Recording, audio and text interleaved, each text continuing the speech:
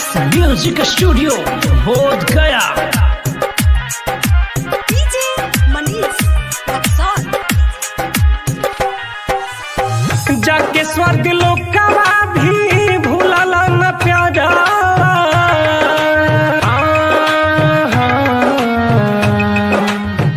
जाके स्वर्ग लोकवा भी भूलल न प्यारा, चेला दौड़ आइल चर्च द्वारा।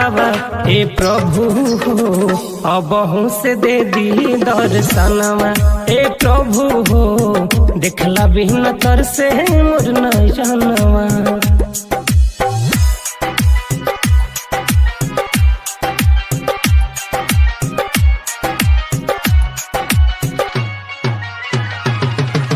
डीजे मनीष रक्सौल।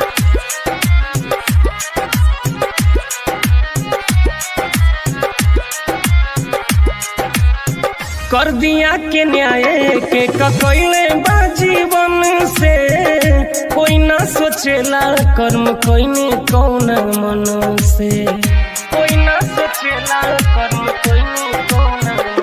हाँ कर दिया के न्याय के ककैले बा जीवन से, कोई ना सोचेला कर्म कोई ने कौन मन से। सभे पूज पाओ स्वागत हम करब, सभे पूज पाओ स्वागत हम करब, दुआ करब जाके हम भवनवा। ए प्रभु हो देहि दिन हमके दर्शनवा, ए प्रभु हो दिखला बिन तर से मोर नयनवा। ए प्रभु हो देहि दिन हमके दर्शनवा।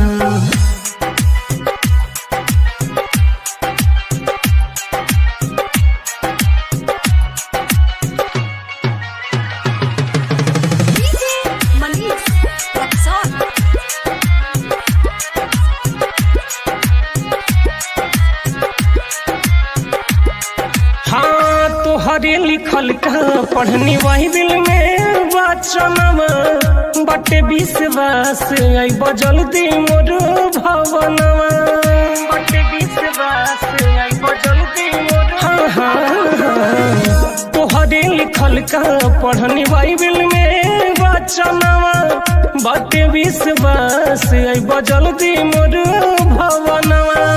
राजे अखिलेश के बादल दी तो कदीरावा, राजे अखिलेश के बादल दी तो कदीरावा, रवि भक्ति जई है चर्च द्वारा। ए प्रभु हो अबहू से दे दी दर्शनवा, ए प्रभु हो देखला बिन तर से मोर नयनवा। ए प्रभु हो अबहू से दे दी दर्शनवा।